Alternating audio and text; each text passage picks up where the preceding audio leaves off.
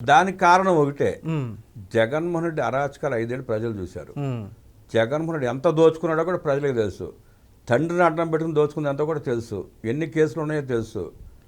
ఇవాళ షర్మిల మాట్లాడుతూ ఉంది, జగన్ రెడ్డి బతుకుని రోడ్డు మీద పడేసింది, జగన్మోహన్ రెడ్డి చేసిన ఘోరాలు చెబుతూ ఉంది, పాపాలు చెబుతూ ఉంది, ఏ రకంగా తండ్రి ఇచ్చిన ఆస్తిని దోచుకున్నాడో చెబుతూ ఉంది. ఉమ్, అవన్నీ ప్రజలు నమ్ముతారన్న భయంతో చంద్రబాబు నాయుడు గారు చెప్పినట్టు షర్మిల మాట్లాడుతుందంటే కనీసం ఆ పేటీఎం కుక్కలను నమ్ముతాయి అన్న ఉద్దేశంతో వీళ్ళు మాట్లాడుతుంది తప్ప వేరే ఏం లేదు. ప్రజలకు స్పష్టంగా తెలుసు. ఉమ్, చంద్రబాబు నాయుడు గారికి చెప్పాల్సిన అవసరం ఏంటి? షర్మిల చిన్నపిల్ల ఏం కాదు, ఏం జరిగిందో షర్మిలకి బాగా తెలుసు. అన్న ఎంత మోసకారో బాగా తెలుసు.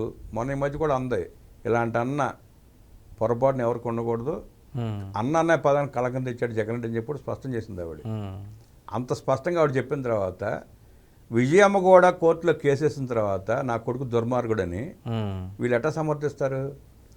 ఆ వార్తలని వాళ్ళు మాట్లాడే మాటలను డైవర్ట్ చేయడానికే చంద్రబాబు నాయుడు గారి పేరు ప్రస్తావిస్తే కనీసం ఆ పేటీఎం కుక్కలన్నా నమ్మితే వెంటనే అనే ఉద్దేశంతో ఉమ్, రోజారెడ్డి లాంటి వాళ్ళు, వర్ధిని కళ్యాణి లాంటి వాళ్ళు మాట్లాడుతూ ఉంటారు.